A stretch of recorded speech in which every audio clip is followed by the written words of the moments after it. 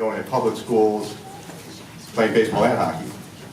Served President Clinton on the National Security Council, working to end some of the 20th century's bloodless humanitarian crises.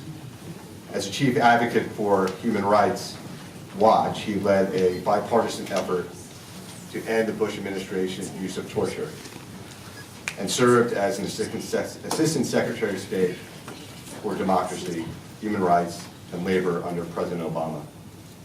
He was elected congressman in November, representing the 7th District in New Jersey.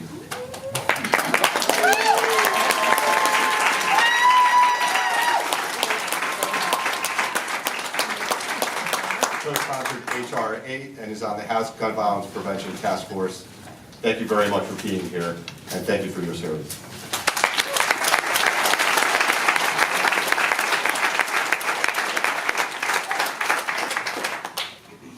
Thank you, everybody. Thank you above all to Team 26. We are here because of you, and thank you for gathering us today.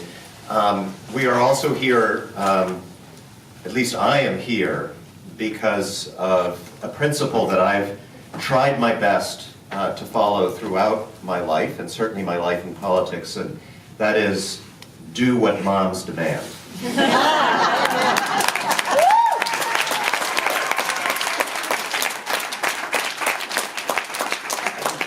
Apply that to all kinds of other issues. Yes. We'll talk.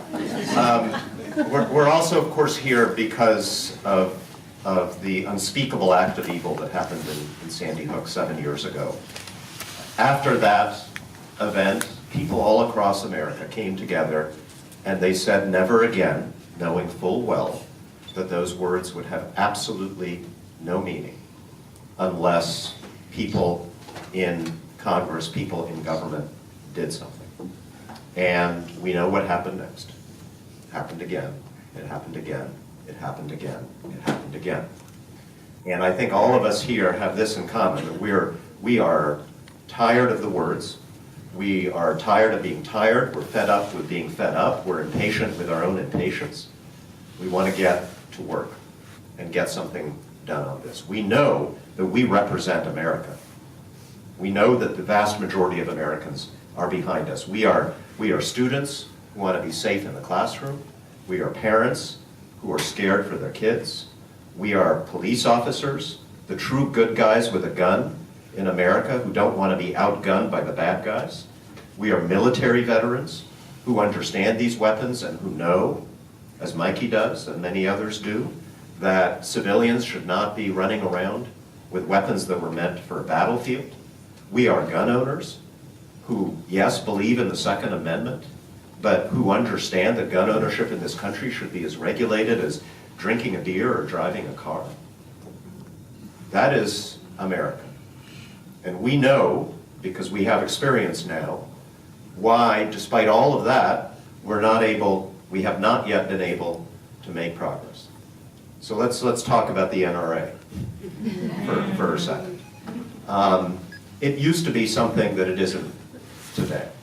It used to have the right to say that it was a mainstream organization representing gun owners in America. Agree with them or not, that's what they were before. That's not what they are today. This is a radical organization that is promoting crackpot conspiracy theories and turning Americans against our government and each other.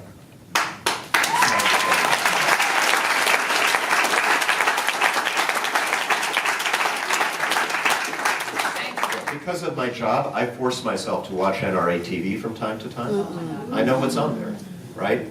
You see somebody smashing a television and calling journalists the, quote, rat bastards of the earth, and saying, we are coming for you.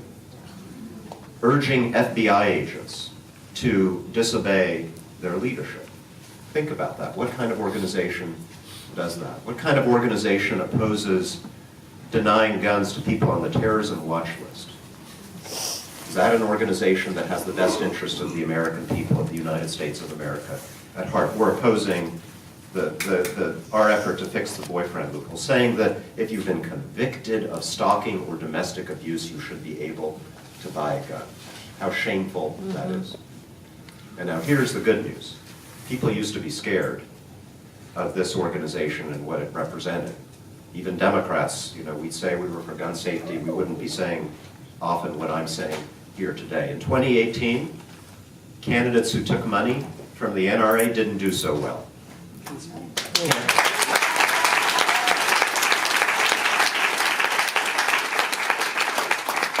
Candidates all over this country, not just in the Northeast, who campaigned on gun violence prevention, on gun safety, who called out that organization, did extremely well. That's why I'm here, that's why Mikey's here, that's why we have a majority in the House of Representatives that is tired of the talk and getting to work on the action. And you heard from Mikey what we've done so far in the House. I'll tell you what it felt like. The day we passed HRA, you remember that day. It was a really long and tiring day, I remember. And we were on the floor of the House longer than we usually are. There were all kinds of votes. There were votes on all these procedural amendments and all kinds of boring stuff. And we had some Republicans voting with us, but their leadership was trying every trick in the book to try to derail what we were doing. There were gotcha amendments, and we were tired, and finally we took out those little voting cards and we stuck them in the little machines and we hit yes to vote for HRA. And at that moment, we heard something that I had not heard in my whole short time in the Congress. I heard applause.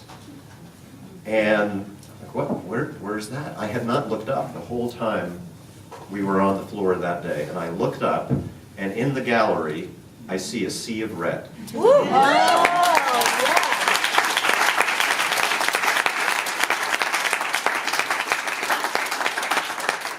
And it was that was the moment when I realized what we had done. The significance of what we had done. The first serious gun violence prevention vote in the Congress since forever, and you were the people who did it. We were casting that ballot for you. We were your representatives, but you were the people who did it. You made us do it. You put us there to do it. And you can do it again. And we're probably going to have to do it again. My answer to the question, what's going to happen to H.R. 8 and this other legislation is, it is either going to pass with this Congress and this president, or it is going to pass with the Congress and the president we elect in 2020 by running to protect our children. Last year we didn't know we could do it. We did it. Now we know that we can do it, and we know that we will if that's what it takes. So thank you so very much for putting us there to do it, for your commitment and for your dedication. And now, it is my honor to introduce the next speaker, Howard Fertig, who is himself a gun violence survivor and an active volunteer with Moms Demand Action. He is here to share his story of how gun violence impacts him and us. Thank you so very much.